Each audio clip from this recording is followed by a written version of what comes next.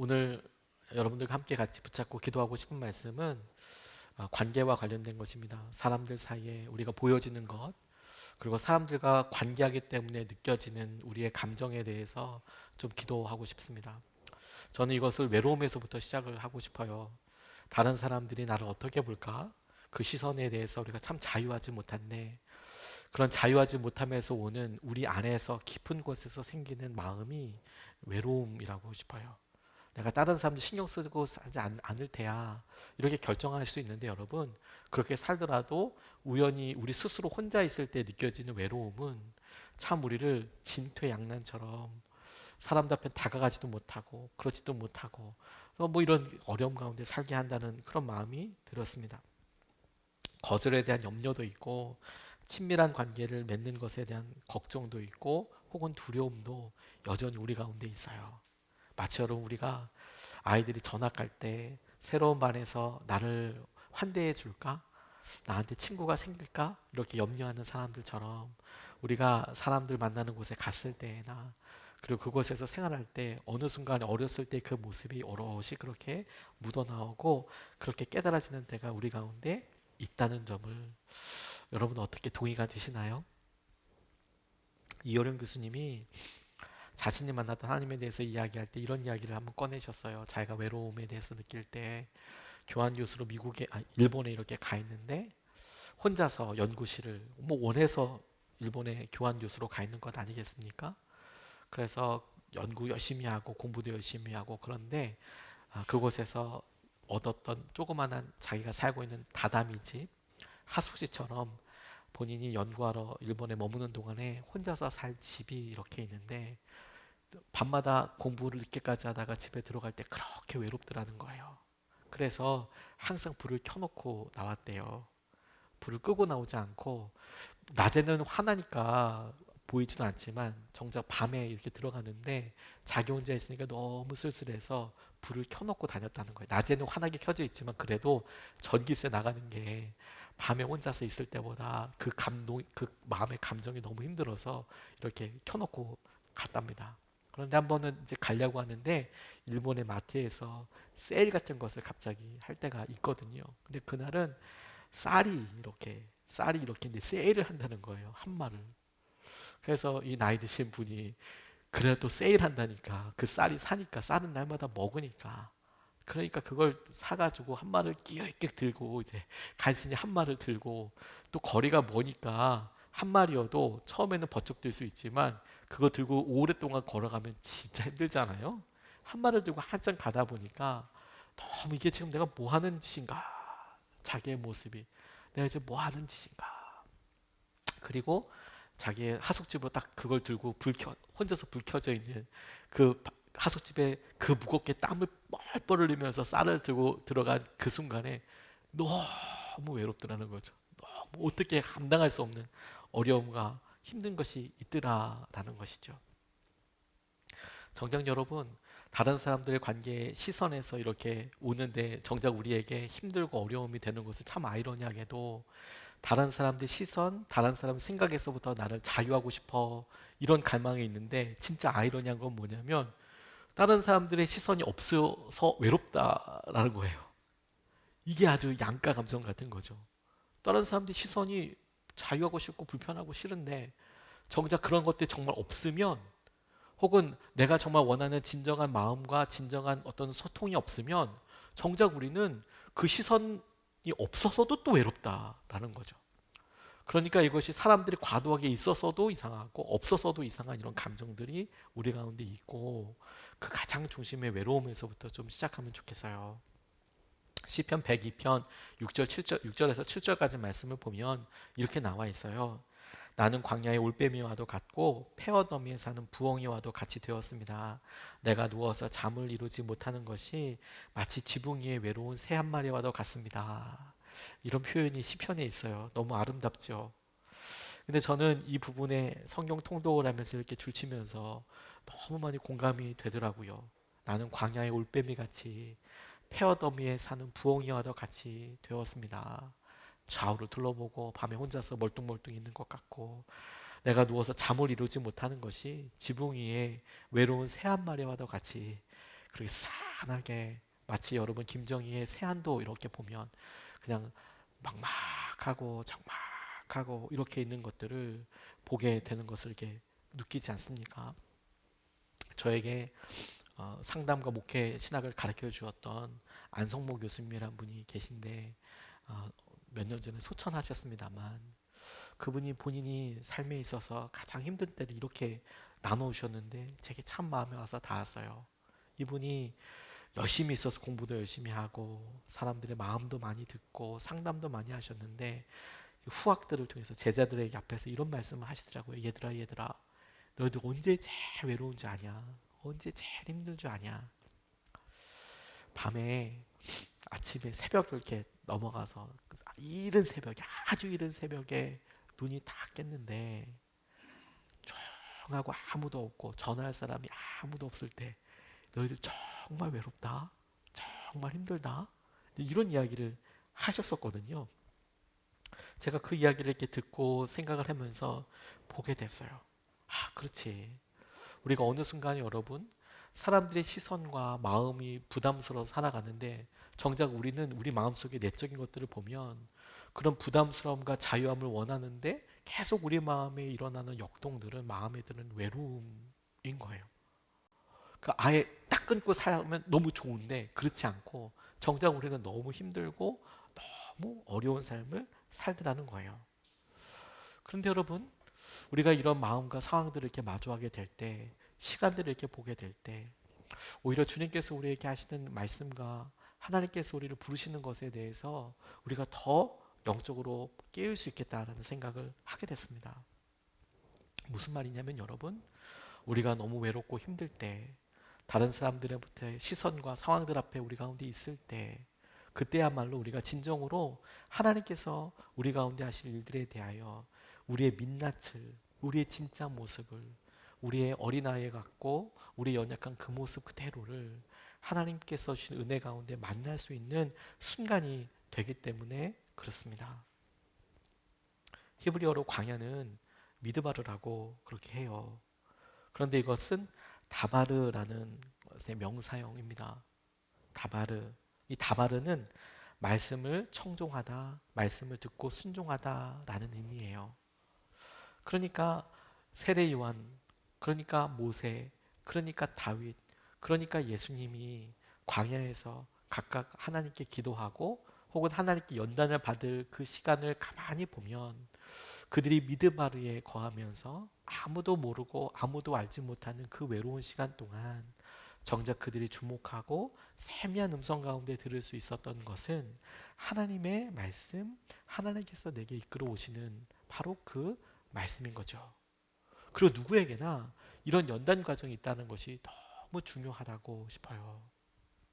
엘리야가 그의 마음속에 찾아오는 두려움을 경험했을 때는 하나님께서 그를 850명대 1로 능력 대결이 나타났던 그 순간이 아니었어요. 언제 그가 정말 힘들고 어려운지 아십니까? 이세벨이 그 화려한 전쟁을 화려한 그 능력 대결에서 승리하고 모든 아세라 바알 선지자들 죽이고 났을 때 이세벨이 그에게 사람을 보내서 죽이겠다고 이렇게 이야기해요. 내일 아침에 네가 죽을 거라고. 내일 이 시간에는 너 살지 못할 거라고. 희한하죠. 그런 승리, 그런 놀라운 능력을 경험했던 엘리야가 도망칩니다.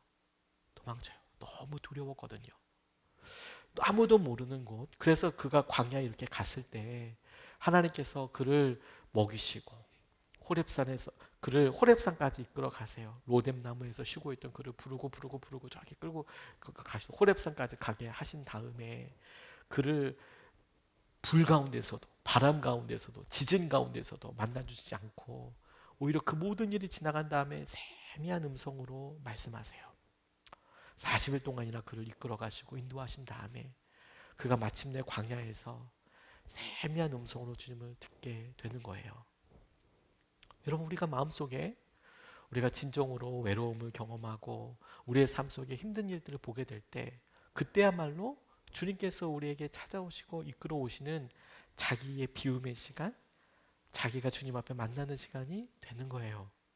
그 시간이 우리가 미드바르에 머무는 시간이고 우리가 여러 사람들, 많은 사람들이 있어서 오히려 더 외롭고 오히려 더 광야 같고 오히려 더 힘든 그 순간에 주님께서 우리에게 말씀하시고 주님의 말씀을 청종하시는 시간으로 주님이 우리를 이끌어 주시는 겁니다. 그리고 여러분, 그런 가운데 우리가 잠잠히 오늘도 구해야 될 것이 주님의 만지심이에요. 주님의 손길. 마태복음 8장 1절에서부터 3절까지 말씀을 보면 이렇게 나와 있습니다. 예수께서 산에서 내려오시니 많은 무리가 그를 따라왔다. 나병 환자 한 사람이 예수께 다가와 그에게 절하면서 말하였다.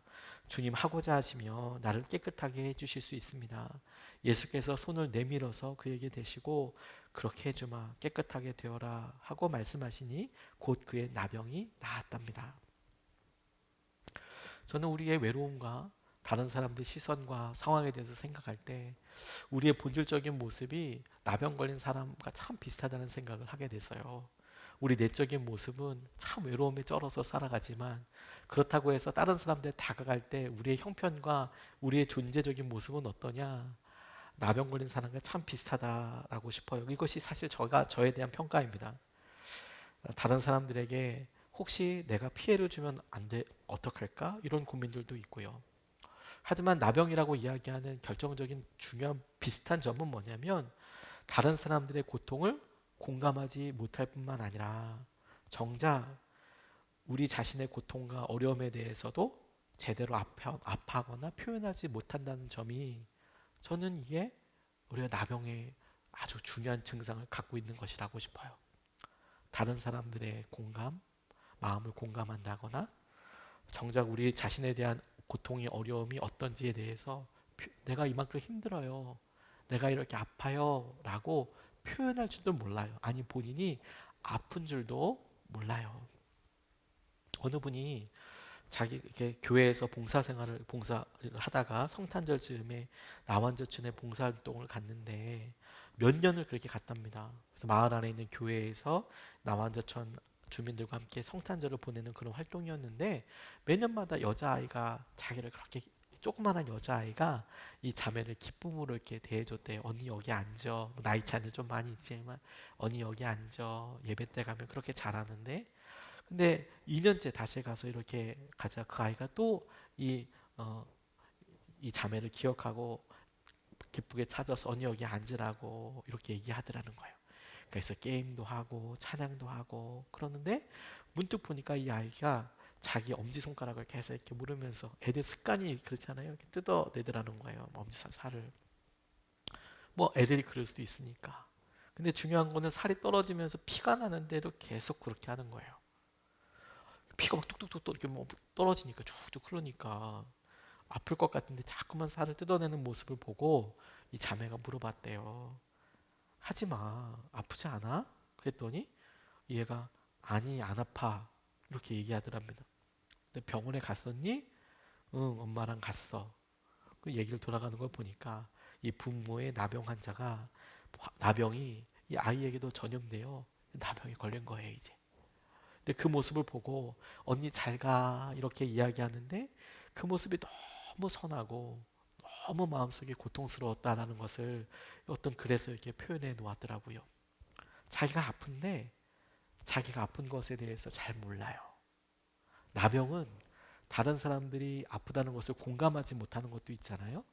근데 정작 자기가 얼마나 아픈지 자기가 어떤 느낌인지에 대해서 몰라요. 외로움은 우리에게 그런 게 무뎌지게 할 뿐만 아니라 고통과 어려움으로부터 혼자서 크게 그냥 쭉 가라앉게 하지 뿐만 아니라 공감도 못하게 하고 그리고 우리 스스로 말도 못하게 하더라고요. 지난 겨울에 제가 책을 한 권 선물 받았는데 목사님 한 분이 저한테 뭐든지 책을 사주시겠다고 서점에 데리고 가셔서 그러잖아요. 그럴 때는 무조건 비싸고 두꺼운 책을 고르는 게 제 경험상으로 항상 남더라고요. 누가 사준다고 그러면 제일 두꺼운 거 일단 딱 봐도 일단 두꺼운 게 비싸니까 딱 일단 자꾸 나오거든요. 그 목사님이 저한테 선배 목사님이어서 차 목사 오랜만에 이렇게 만났는데 책 한 권 사줄게 한 두세 권 사주신 것 같아요. 책을 이렇게 샀는데 두꺼운 책을 잡았는데 무라카미 하루키라는 사람이 쓴 최근에 나온 소설을 이렇게 붙잡았어요. 예, 보니까 신학책 혹은 이제 뭐 경건서적 이런 것들은 제가 혼자서도 얼마든지 보고 그렇게 하니까 특별하게 평소 때 잘 안 보던 거 이런 거 하나 딱 고르면 좋겠다 이런 생각이 들어서 마침 보니까 소설류에 무라카미 하루키가 있더라고요. 저 대학교 때 읽었던 소설들이 한 뭐 30년, 30년, 25년, 30년 됐겠네요. 그 사이는 별로 뭐 볼 일도 없었고 어떻게 됐나 그날따라서 문득 그걸 이렇게 탁 잡았습니다. 비쌌어요. 두꺼웠거든요. 그래서 이제 책을 가지고 있다가 이번 안식월 때 그걸 이제 딱 들고 이제 다니기 시작했습니다. 근데 제가 마음속에 그 책을 읽고 은혜를 받아서요. 그 책 내용 때문에 은혜 받은 게 아니에요. 내용은 여전히 뭐 복잡하더라고요. 그 내용은 뭐 그런데 제가 너무 깜짝 놀랐던 것이 소설을 정말 오랜만에 읽어봤거든요. 진짜 오랜만에. 왜냐면 읽어야 될 책들이 주로 이제 뭐 교회 그 뭐 주석과 관련된 책, 설교와 관련된 책, 뭐 간증집 이런 것들 혹은 뭐 다른 걸 도움이 될 만한 서적들은 많이 읽는 편인데 소설은 거의 안 읽어봤거든요. 근데 제가 일단 너무 놀란 게 뭐였냐면 제가 어느 순간에 그 한 줄 한 줄을 꼼꼼히 읽지 못하고 있더라고요. 소설을 읽으려면 여기 지금 나오는 사람이 어떤 마음일지, 이 사람이 말하는 것은 어떤 의미가 있는지, 그리고 전에 했던 말들을 잘 기억해서 지금 이렇게까지 이런 게 어떻게 연결이 되는지 이렇게 잘 연결이 돼야 참 재미있거든요. 그런데 제가 어느 순간에 그 전에 것도 잘 고백을 못하고 기억도 못하고 제가 글을 띄엄띄엄 읽는다는 것을 알았어요. 되게 단순해 보이지만 저한테는 굉장히 큰 충격이었습니다. 왜냐하면 그날따라 제가 이렇게 책을 보면서 내가 이렇게 읽고 있네 라고 문득 제가 깨달아지면서 제가 사람을 대할 때도 혹시 그 마음을 잘 읽어주는 것이 아니라 꼼꼼히 따라서 읽어주는 것이 아니라 혹시 이렇게 띄엄띄엄 읽고 있는 것은 아닐까? 저는 그런 질문을 정말 오랜만에 저 스스로에게 해보게 됐어요. 제가 그럴 수 있다는 것에 대해서 잘 생각도 못했고요. 소설 읽다가 내용에 은혜 받은 게 아니라 나 소설 왜 이렇게 안 읽히지? 이건 분명히 재밌는 소설일 것 같은데 왜 나는 이게 하나도 재미가 없지? 난 왜 이렇게 읽지? 이걸 고민하다 보니까 제가 한 줄 한 줄을 제대로 읽지 못하고 어느 순간에 요점이 뭐야? 혹은 이거의 핵심은 뭐야? 이런 식으로 접근을 그냥 그대로 받아들이지 못하고 띄엄띄엄 읽고 있는 것을 보고 제가 너무 깜짝 놀랐어요. 그리고 조심스럽게 저 스스로 생각해 보게 됐어요. 진단 내려보게 됐어요. 이게 어쩌면 내 마음속에 어느 순간에 내가 갖고 있는 생각의 틀일 수도 있겠구나. 내가 이것을 잘 보지 않으면 정말 힘들겠구나. 그리고 가만히 제 모습을 보면 우리가 우리 스스로에게 어떻게 대하는지가 다 나오지 않습니까? 다른 사람을 공감하지 못하는 거, 혹은 제한적으로 공감하게 되는 거, 그런 사람들의 특징들은 뭐냐면 또 자기 자신에 대해서 그렇게 또 잔인해요. 열심히 있어서 맡은 일은 끝까지 가기는 해요. 근데 그것이 정말 힘들고 어렵게 되는 것을 잘 알지 못해요. 나병은 고통과 자극에 대한 둔감함과 동시에 사회적인 고립감을 가지고 오거든요. 다른 사람들이 나병 환자 만지면 부정한 사람이 되잖아요. 실제로 자신이 더럽다고 여겨질 그런 마음이거든요. 그런데 우리가 믿음 생활을 하다 보면 가장 깊은 곳에 관계로 상처를 입고 다른 사람들에 대해서 우리가 어느 순간에 나 혼자 있는 것 같고 내가 정말 힘들 때 그럴 때 우리의 마음에 가장 깊숙한 곳을 가만히 보면 우리가 어느 순간에 나병 환자의 그 모습처럼 똑같이 살아가고 있더라는 거예요. 내가 이렇게 힘들어. 내가 이렇게 아파. 내 마음이 이래. 내 몸은 이래. 내 관계는 이래. 사회적인 관계와 여러 형편들 때문에 우리가 우리 자신을 얼마나 꾹꾹 눌러 참는 수준을 이젠 지나서 영적인 나병 환자처럼 더 이상 어떻게 할 수 없는 상황까지 가게 되는 일들이 있는 거예요. 그런데 주님께서 그런 나병 환자에게 어떻게 하세요? 손을 대어서 낫게 하시죠. 말로써 주님께서 충분히 치유하실 수 있고 명령하셔서 충분히 치유하실 수 있고 그럼에도 불구하고 주님께서 애써 그에게 만지셔서 그에게 손을 대셔서 그의 나병이 자유하고 깨끗이 되었다라는 것을 알려주시는 이유는 우리의 연약한 마음에 주님께서 보여주시는 것과 같다라고 싶어요. 여러분, 오늘 우리가 사람들에서 우리 감정에서 힘들고 어려운 여러 상황들이 있을 때 주님께서 우리에게 내미시는 그 손길을 우리가 거부하지 않고 그대로 받아들였으면 좋겠어요. 주님께서 나를 만지시고 나를 붙잡아 주시고 내게 손을 대실 때 나의 나병과도 같은 이 무덤덤함과 이 나 스스로에게 끊임없이 아픔도 제대로 모르는 이 상황 가운데 주님, 오늘 저를 좀 만져주시고 저를 좀 함께 해주십시오. 저를 붙잡아 주십시오.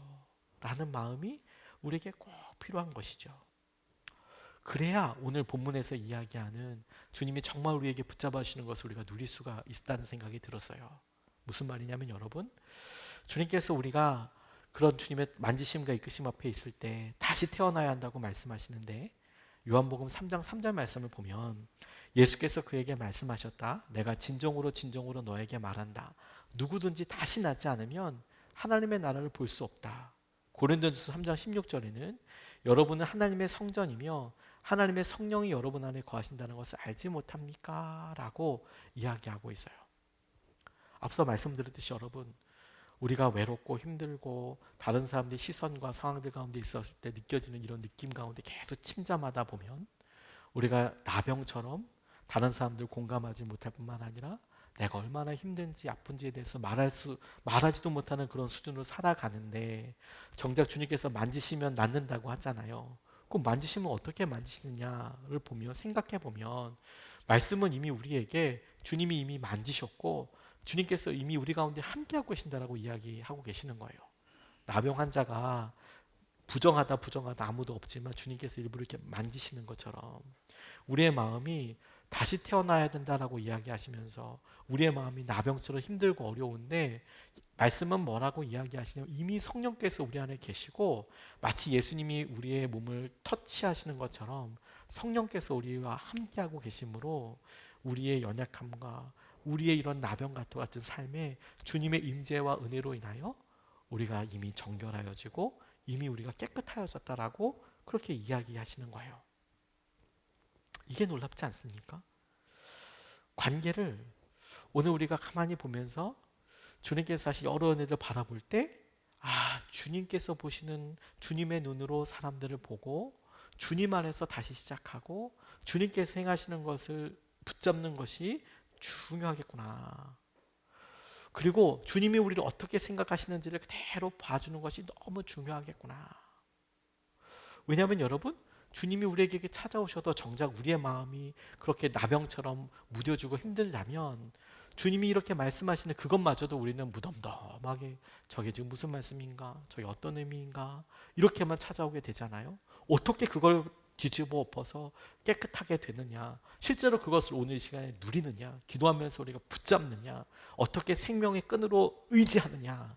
이 차이는 여러분, 우리가 시선을 바꿔서 주님께서 우리에게 어떻게 보고 계시는지 시선, 다시 말해 이미 우리 안에 성령님이 계시고 이미 우리가 복음 안에서 새로 태어났고 이미 우리 가운데 이루어졌다고 하는 말씀에 대해서조차 우리가 흔들린다면 시선을 바꿔서 주님이 우리를 어떤 마음으로 사랑하시는지 어떻게 대해주시는지를 붙잡는 것으로 인하여서 우리의 마음에 새로운 것을, 새로운 생명을 다시 일으킬 수 있다라고 믿습니다.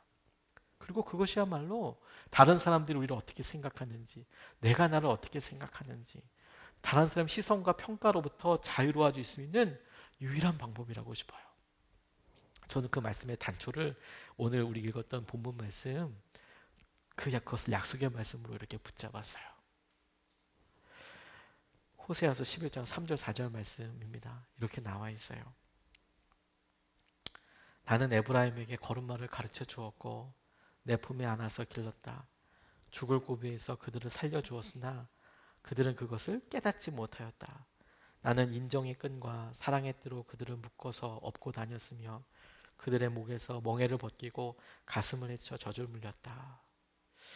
저는 그냥 이 모습 그대로 저를 한번 이렇게 대입해 보았습니다.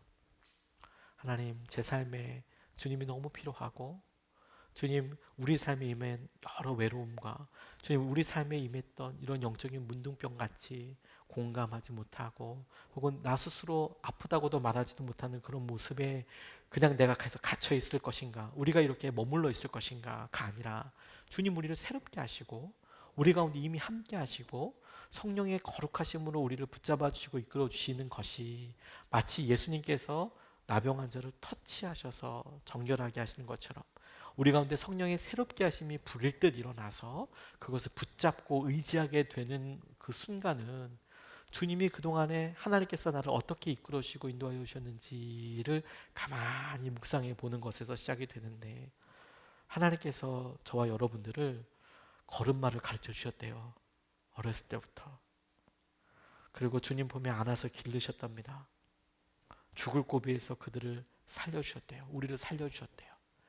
그런데 그들이 깨닫지 못했대요. 그런데 주님 버리지 않으시고 포기하지 않으시고 주님께서 인정의 끈, 사랑의 끈, 다시 말해서 사람의 끈, 우리에게 사람을 보내주시고 그리고 사랑의 띠, 주님께서 우리를 사랑하여 주셔서 저와 주님이 떠나지지 않고 붙잡아 주셔서 묶어서 업고 다니셨고, 주님께서 멍에를, 우리 안에 있었던 멍에를 벗기시고 우리를 먹이시고 친히 우리에게 모든 것 되어주시는 은혜를 우리에게 허락하여 주셨다라는 거예요. 전 이 말씀이 이렇게 많이 위로가 되더라고요. 하나님께서 우리를 이끌어주시고 인도하여 주셨던 것을 보고 알고 경험하게 되는 거예요. 주님께서 당신과의 관계를 위해서 예비하신 사람들, 곧 주님이 예비하신 인정의 끈과 사랑의 띠들이 우리에게 참 많이 있더라고요. 우리가 이런 사랑을 받고 자라왔어요, 여러분. 우리가 이런 사랑을 받고 살아왔습니다. 그것을 깨닫는 순간이 우리가 쭉 자라는 시간이에요. 그리고 오늘 주님께서 이것을 우리 가운데 만드셔서 일으키시는 시간이라고 싶습니다. 누구도, 어떤 사람도, 어떤 환자들도 자신의 상황에 정확하게 드러나지 않으면 치료할 수가 없어요. 자기가 자신의 연약함을 마주할 수 없으면 변화될 수 없어요. 관계와 사랑 가운데 있을 때 괜찮아 그런 순간은 사실 변하기가 너무 힘들어요. 하지만 오히려 우리의 가장 마음의 중심으로 찾아가 우리가 어떤지를 알고, 그리고 그것을 통하여 우리에게 필요한 것이 주님의 손길이라는 것을 진정으로 우리가 깨닫는다면 기도는 너무 분명해지는 것이죠. 오늘 주님께서 우리에게 일하시고 붙잡아 주신 대로 우리를 보게 하시고 우리를 붙잡아 주시고 우리를 깨달아 주시고 하나님께서 하시는 것을 누리고 알게 해주시는 거예요. 어느 분이 일본에서 실제로 있었던 일이라고 하는데, 벽을 수리하다 보니까 도마뱀이 이렇게 발견됐답니다. 오가베라고 하는데, 이게 전통적인 어떤 방식인데 흙을 발라서 이렇게 만들다가 못을 쳤는데 거기에 도마뱀 한 마리가 그렇게 갇혀 있더래요. 근데 보통 갇힌 게 아니라 벽 안에 이렇게 깊이 박혀 있어서 보통 그러면 꼬리를 자르고 도망가기도 할 텐데 그러지도 못할 만큼 깊숙이 꼭 잡혀 있어서 꼼짝없이 이렇게 갇혀 있더라는 겁니다. 처음에 좀 놀라기도 했지만 호기심이 생겨서 그 못을 조사해 보니까 집주인이 놀랐다는 거예요. 그 못을 박았을 때가 언제냐면 10년 전에 그 집을 처음 지을 때였다는 거예요. 벽을 만들면서 목을 박은 못인데, 근데 그 못이 그렇게 찔려 있는 그럼 도마뱀은 10년 동안 거기 있는 거 아니에요? 그래서 어떻게 이게 여기 살고 있지, 이게 지금? 어떻게 지금 얘가 이렇게 있는 거지? 10년간? 가만히 보다 보니까 조금 시간이 지나고 나니까 어떻게 뭘 먹고 살았는지를 알게 됐대요. 집주인이 벽수리 공사를 중지시키고 보니까 얼마 있다가 딴 데서 딴 도마뱀 한 마리가 먹이를 물고 다가오더니 살금살금 와서 먹이를 주더래요. 그 붙잡혀 있는 애한테. 그 집주인이 정말 놀랐다고. 와, 10년 동안이나 그 끈질긴 사랑, 그 끈질긴 먹이고 함께 해주는 거, 그걸 보고 너무 큰 감동을 받았다. 이런 이야기가 있었어요. 우리도 여러분, 주님께서 우리를 포기하지 않으시고 우리를 이끌어 주시고 우리의 삶의 중심이 되어 주시고 하나님께 사시는 것으로 우리를 책임져 주시고 그렇게 우리를 이끌어 주시고 여기까지 오게 해 주신 거죠. 그래서 여러분, 오늘 우리가 우리의 마음에 다른 사람들 시선과 평가와 상황들과 어려움들에 대해서 우리가 이렇게 의지할 때, 하나님, 내 마음의 현 주소는 지금 이래요. 어렵습니다, 주님. 그런데 주님이 우리에게 만져주시면 낫는다고 했는데 말씀에 보니까 분명히 성령이 우리께 함께하고 계시고 이미 성령께서 함께하고 계신 우리는 거룩한 성전이고 그 성전을 통해서 함께 하실 것을 이미 우리가 정결하게 된 것을 아니 이미 우리가 말씀에 의하면 기쁨과 은혜와 충만하심을 누려야 될 터인데 그게 안 된다면 하나님 오늘 이것을 놓고 기도하고 싶어요. 주님께서 우리를 사랑과 인정의 끈으로 이끌어 오시고 뿐만 아니라 주님께서 우리를 업어서 여기까지 오게 해주신 그 은혜를 우리가 스스로를 보고 하나님께서 하시는 충만하심을 누릴 수 있게 해주십시오. 이렇게 우리가 같이 기도하고 싶습니다. 오늘 우리가 찬양하고 같이 기도하고 싶습니다. 우리가 성령 집회를 이렇게 모여서 기도하면서 오늘 이 시간이 그냥 우리의 뭐 어떤 것을 포장하고 어떤 것을 확인하는 시간이 아니라 하나님 앞에 우리의 연약함의 어떤 특정한 부분이 그것이 무엇이어도 내려놓아지고 만지심을 받게 되기를 간절히 좀 소원합니다. 그러니까 성령 집회를 놓고 기도하고 준비하면서 살아계신 주님 앞에 우리에게 가장 소중한 것, 절박한 것 그것부터 올려드려야 되겠지. 알고 넘어가는 게 아니라 하나님 그것을 붙잡아 주고 이끌어 주셔서 주님의 은혜로 우리에게 실제로 기도함으로 경험하게 해주십시오. 다시 살아나게 해주십시오. 이끌어나게 해주십시오. 하나님 온전히 붙잡게 하여 주십시오. 그래서 나의 사랑 나의 어여쁜 자가 너무 와서 마음에 닿더라고요. 주님이 우리의 사랑의 끈으로 인정의 끈으로 이끌어 주시고 가자 이렇게 말씀해 주셨는데 하나님 그 사랑의 손을 붙잡고 함께 일어나게 해 주십시오. 은혜를 누리게 하여 주십시오. 우리가 찬양하고 이제 우리 같이 기도하시겠습니다.